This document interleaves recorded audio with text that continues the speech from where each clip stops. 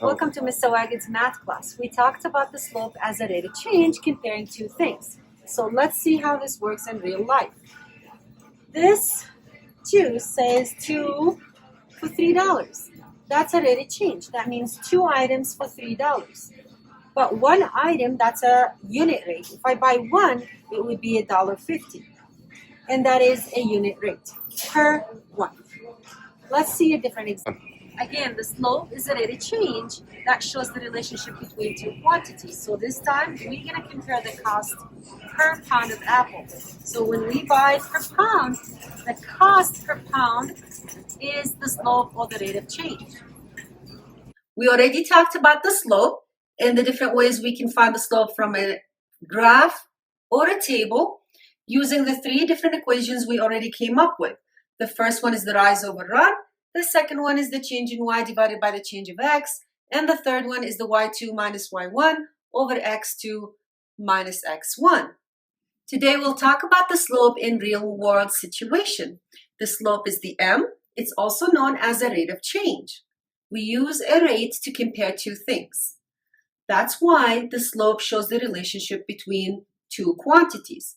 For example, when you go to the store and you're buying groceries, the cost per pound of tomato is the slope or the rate of change. And if you drive your car and the speed limit is 65, that's comparing the miles for each hour, which is the slope or the rate of change.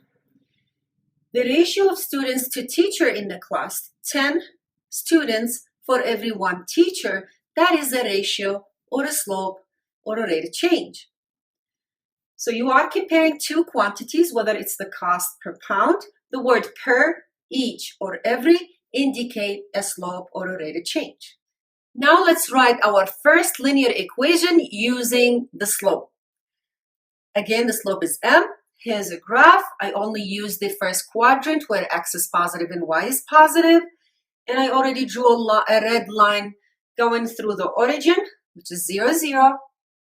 And now I would choose another dot, which is the blue one, and name it x and y.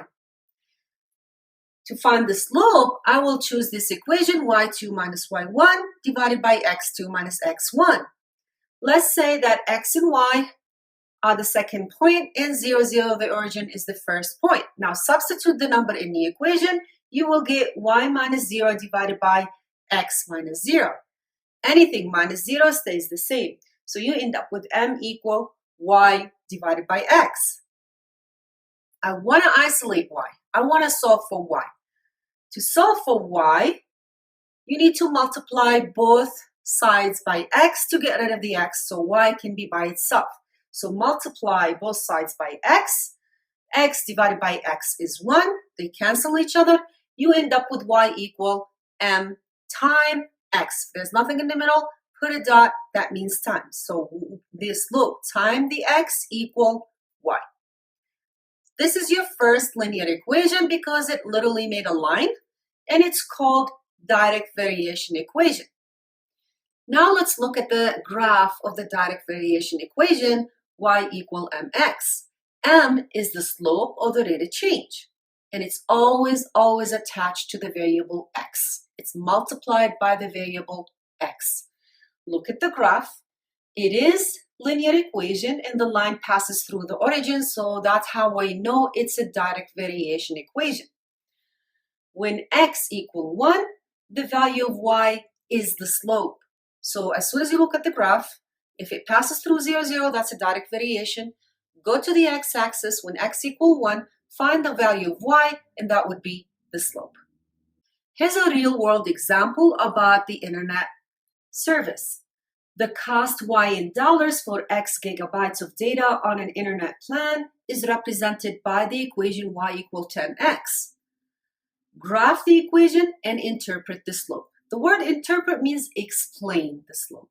What does the slope means in the content of the problem? We'll get to this.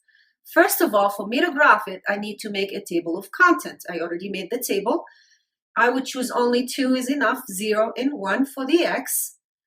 Substitute the x in the equation, find the value of y, and then write the solution when x equals 0, 10 times 0 is 0, so y equals 0. And the solution would be 0, 0. When x equals 1, substitute 1 in the equation, y equals 10 times 1, and 10 times 1 is 10, so the solution is 110. Graph it. To graph it, know that the x represents the number of gigabytes and the y represents the cost. And then plot 0, 0, and 110, then draw a line through it. This is what you get. The line will pass through the 0, 0, or the origin, and when x equals 1, y equals 10.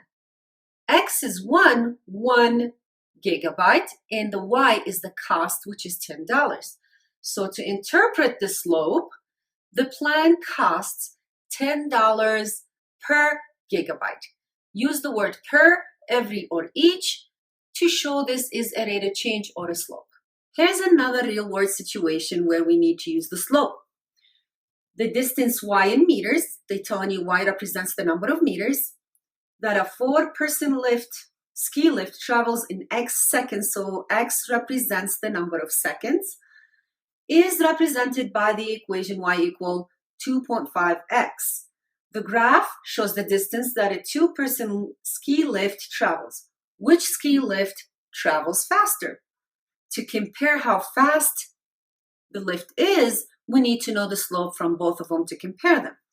So we have the 2-person lift and we have the 4-person lift. They give us the graph for the 2-person lift. I would choose the slope with the equation y2 minus y1 over x2 minus x1. They gave us the two coordinates, 6, 12, and 2, 4. Substitute those numbers in the equation, so 12 minus 4 divided by 6 minus 2. Simplify that, gives you 8 divided by 4. But since 8, or the y, is the number of meters, that means 8 meters.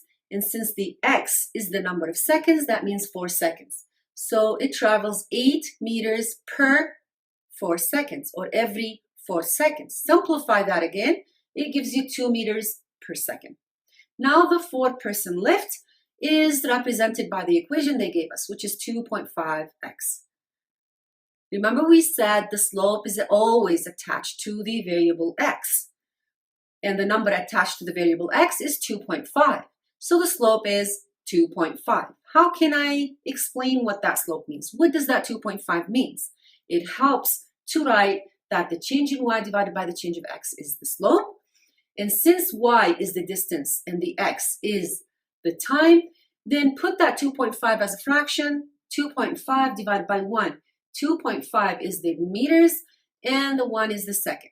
Therefore, the 4-person lift travels at 2.5 meters per second. So which one is faster? The 4-person lift. It travels 0.5 meter faster than the 2-person lift. Now let's say if we can graph that equation on the same graph with the 2-person lift, watch how you got that red line, which is steeper than the 2-person lift. If the line is steeper, that means the slope is higher, which means the 4-person lift is faster just by looking at the slope. Now let's summarize what is the slope in real world situation or when you have a word problem. The slope always the m, and it's the change in y divided by the change of x. Another name for the slope is the rate of change. Words indicate a rate of change or a slope are per, every, or each. So as soon as you read those 3 words, you know this is the slope or a rate of change. Another name for the slope is a unit rate. If you find it per 1, that's called unit rate. The slope is the number attached to the variable x. So always in the equation, you look at the variable x. The number that's attached to the variable x is the slope or the rate of change. If you graph, the steeper the line, the higher the slope, which means the faster the rate. We use the rate of change or the slope to compare 2 things in real world situation. That's it for today's lesson. Thank you for listening.